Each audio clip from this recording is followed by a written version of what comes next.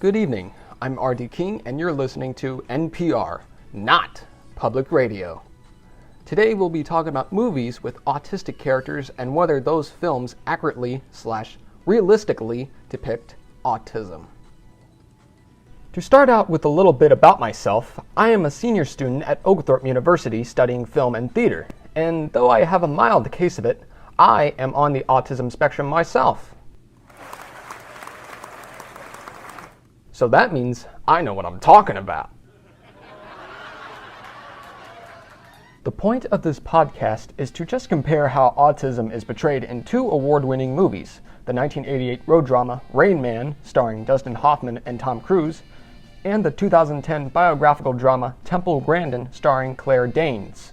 There are a variety of movies out there that include characters with autism spectrum disorders/ASD, but Rain Man and Temple Grandin stand out because the former was the first film to truly address autism in a public cinematic way, while the latter movie is based on the memoirs of a real-life autistic person. But the question to keep in mind as you listen is, are these portrayals realistically autistic, or are they more artistic? That's just my creative way of asking the question, is autism authentically represented in Hollywood movies? If not, what can we as a society do about it? That's the overall question, but there'll be plenty more as we move along.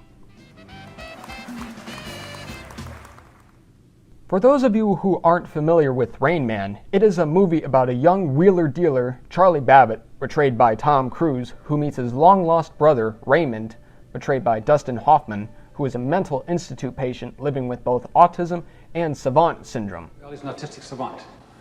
I don't know what that means. Well, some people like him used to be called idiot savants. They have certain deficiencies, certain abilities. He's retarded. Autistic, actually high functioning. What does that mean? Well, it means that there's a disability that impairs the sensory input and how it's processed. English here, we're talking over my head. Well, Raymond has a problem with communicating and learning. He can't even express himself or probably even understand his own emotions in a traditional way. The character Ray was inspired by a real-life mega savant named Lawrence Kim Peake, whom Hoffman met as he was preparing for the role. How do you know this car? Definitely know this car. It's 1949 Buick Roadmaster, straight 8, Fireball 8. Only 8,095 production models. Dad lets me drive slow on the driveway, but not on Monday. Definitely not on Monday. Temple Grandin is a made-for-TV biopic about a real-life autistic woman who revolutionized the livestock industry by making new methods and practices for more humane handling of livestock on cattle ranches and slaughterhouses. It is based on Temple Grandin's memoirs, Emergence, and Thinking in Pictures. She was one of the first autistic people to document the insights she gained from her personal experience of autism. Having been autistic her whole life, she was not formally diagnosed with autism until her adulthood. At the time she grew up in, an autistic person would typically be locked up in a mental institution like Ray Babbitt. But that didn't happen to Temple because my mother refused to believe that I wouldn't speak. And when I learned to speak, she made me go to school. And in school and at home, manners and rules were really important. They were pounded into me. I was lucky. All these things worked for me. My mother pushed me to become self-sufficient. I worked summers at my aunt's ranch, went to boarding school and college. Those things were uncomfortable for me at first, but they helped me to open doors to new worlds. that was a clip from the end of the movie, which depicts Temple Grandin's transition into autism advocacy. The actors portraying Ray Babbitt and Temple Grandin are not autistic in real life, but like any experienced actor preparing for various roles, Dustin Hoffman and Claire Danes respectively dove into their roles as autistic characters by doing the necessary research and preparation, which is a pattern commonly seen in movies detailing serious subjects such as autism. In addition, both actors met with the real-life people who inspired their respective film characters. According to The Guardian's Jay McCarthy, about a year prior to playing Raymond Babbitt, Dustin Hoffman prepared to accurately portray a person with savant syndrome by educating himself and seeking out people with savant syndrome, including Kim Peake, to observe and mimic their actions. Hoffman drew inspiration for his portrayal of Ray Babbitt's mannerisms from his meeting with Peake.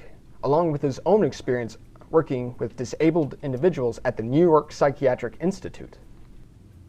And what I find interesting about Dustin Hoffman's portrayal of the autistic savant Ray Babbitt is that when they were rolling the camera, he did not make eye contact with anyone for almost the entire movie, until the end when he says goodbye to his brother Charlie as he gets on the train to go back to the institution.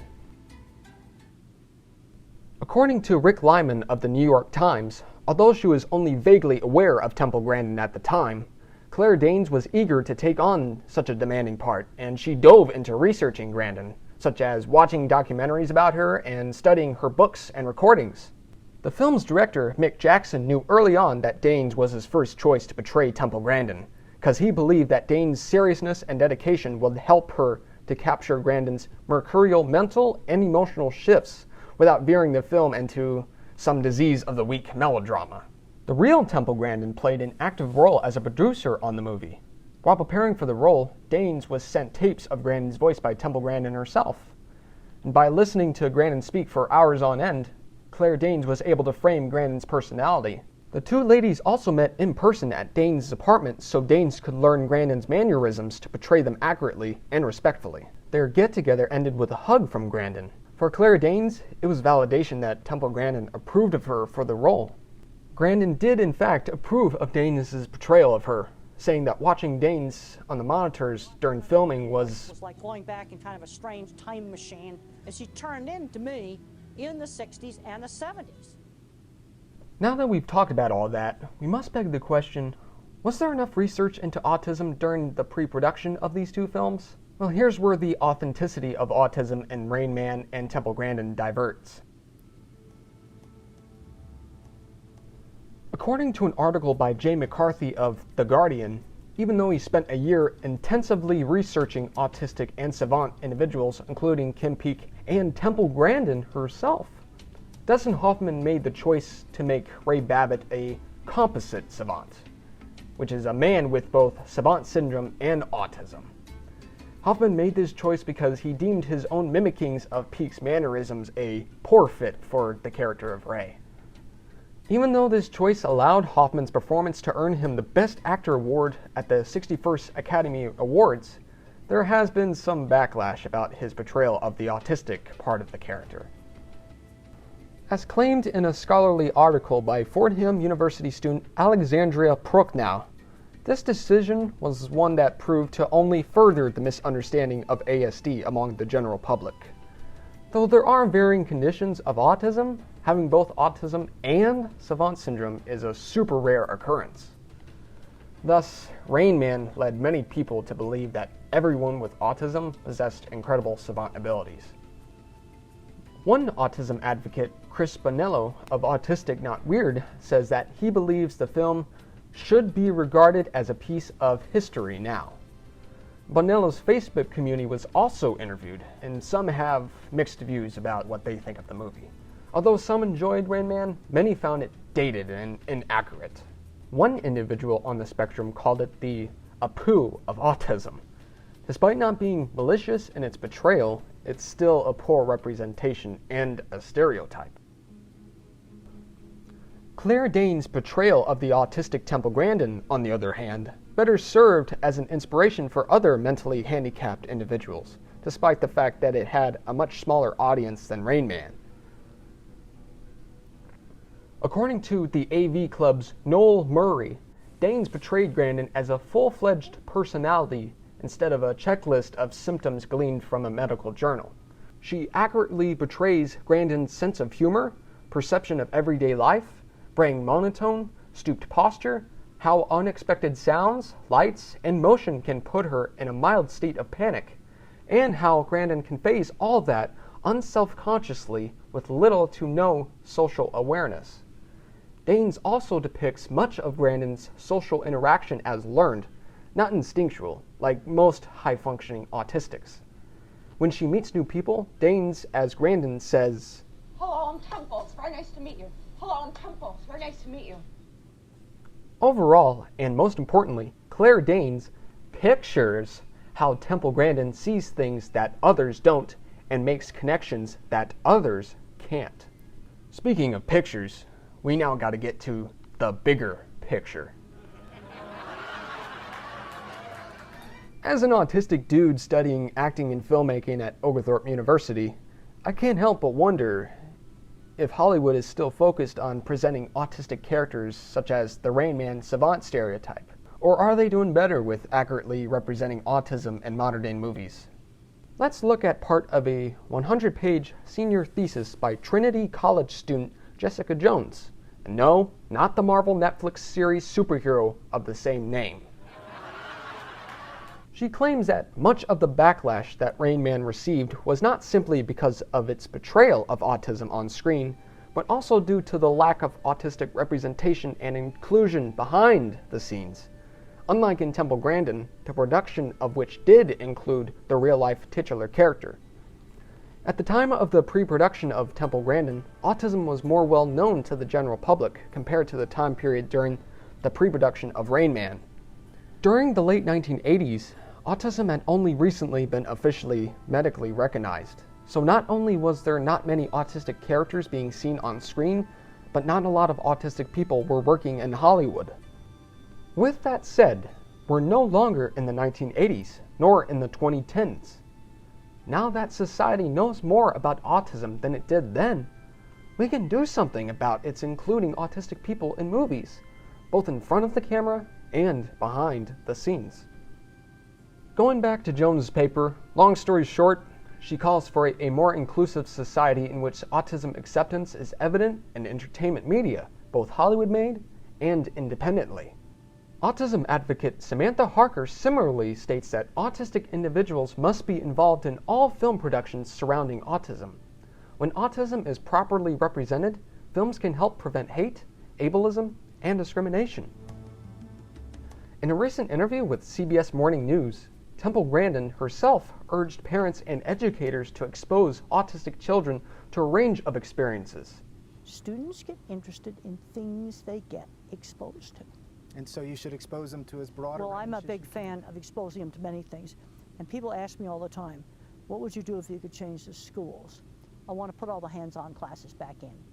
Art, sewing, cooking, woodworking, theater, music. As an autistic person, I know how tough it is to socially network with people. But since my case is mild, I can only imagine how tougher it is for autistics with more severe cases than mine who do want to be included in movies, and they just can't. But not without the proper help. If we are to really help autistic people who are willing to be part of the broader movie-making society, then it would be a good thing if they weren't misrepresented in not just movies, but also media in general. So, what specific actions that we, myself, and my listeners can do to ensure that autistic people are included in and accurately represented in movies?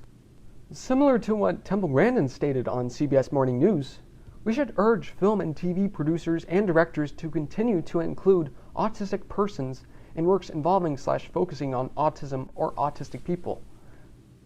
I personally would recommend taking acting and filmmaking courses. My reason for this is because you get to creatively express yourself in your performances and projects in these kind of courses. But of course, one will inevitably have to get out of their comfort zone when working in these classes. I am certain that not every autistic person wants to be involved in movie making, and that's cool. I'm not going to tell them how to live their lives. Now, if you don't want to become involved in the movie productions yourself, then there's another course of action that you could do. That would be to join, or at least contact, autism advocacies, such as Autistic Not Weird, which was mentioned earlier. This one aims to educate readers about autism, provide support to autistic people and their families. They are on Facebook, Instagram, YouTube, Twitter, and they have their own website, autisticnotweird.com. Further down the list, there's Asperger/Autism Network, or AANE. This one provides individuals, families, and professionals with information, education, community, support, and advocacy. The website is aane.org. There's Autism Highway at autismhighway.com. This one's an easy-to-navigate, informative, and fun website which provides a list of autism-related events and specialists. Then there's Autism Navigator at autismnavigator.com. This one was created by faculty and staff in the Autism Institute at the Florida State University College of Medicine to help families learn more about the early signs of autism in toddlers. And finally, there's Autism Society. This one's a grassroots autism organization working to increase public awareness about the issues of autism, and it provides the latest info about treatment, education, research, and advocacy. It has also partnered with AMC Entertainment to provide autistic children the opportunity to watch hit movies in a sensory-friendly environment. And while it's so awesome that there are many communities out there to offer help, it's up to us autistics to make the choice to get involved. I'm not going to lie to you, it's going to be tough. But the thing about us autistics is that we go at our own pace. So if you want to continue to go at your own pace, there is nothing wrong with that. That's all the time we have for tonight, folks. I'd like to thank Lacey Fry for her help with the research on this subject, but she was unfortunately unable to make it tonight. I'd also like to thank Dr. Tim Piper for his feedback and support of this podcast. Thanks for tuning in. I'm R.D. King, and you've been listening to NPR, Not Public Radio, brought to you by Oglethorpe University.